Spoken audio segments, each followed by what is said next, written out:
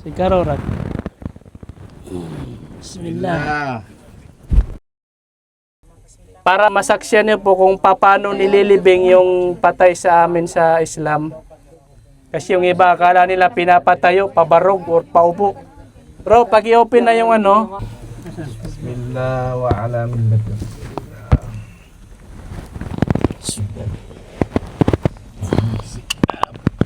Bismillah. Wa ala millati Rasulillah.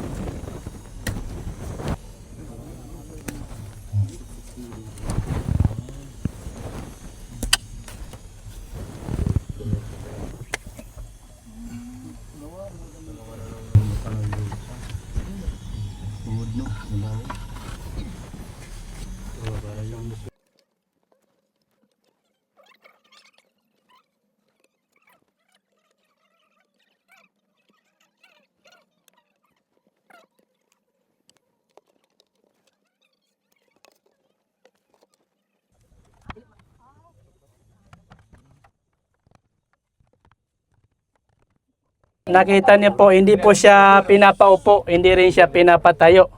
Nakahiga po siya, nakatagilid, nakaharap siya sa Qibla, yung Qibla sa Saudi, sa Kaaba. So yun po yung, doon siya nakaharap, tapos ito po siya lalagyan ng ganito. And then, ready na po itong tabunan ng lupa.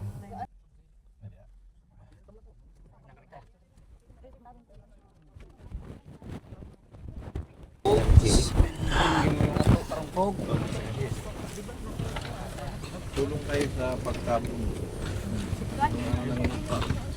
Salamat. Wala.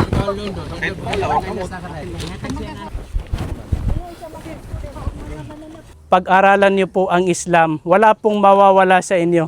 Marami kasi na nagsasalita about Islam o kaya ay about sa aming mga Muslim, nagsasalita sila ng mga negatibo. Ang kanilang mga pinagkukunan ng source ay hindi makatarungan. Yung iba ay sabi-sabi lang, mga bali-balita lang, social media o kaysa naririnig sa media. So, why not po na pag-aralan niyo rin po ang Islam, wala pong mawawala sa inyo. Actually, ito po, iilan lang po kami ng mga born Muslim dito. Ibig sabihin na ipinanganak at lumaki na mga Muslim. Ang karamihan po sa amin dito ay mga dati pong mga Kristiyano, mga Roman Catholic na nag-Muslim. Pinag-aralan po nila ang Islam at nung nakita nila na nasa Islam ang katotohanan, pumasok sila sa pananampalatayang ito. So kayo rin po, inaanyayahan din po namin kayo. Mayroon po kaming binigay sa inyo na mga babasahin about Islam. Wala pong mawawala sa inyo kung inyo itong aaralin. Ikaw sir, nag-aral ka ng mathematics? Siyempre, naging mathematician ka ba? Hindi naman, no? Nag-aral ka ng science? Siyempre, naging scientist ka ba?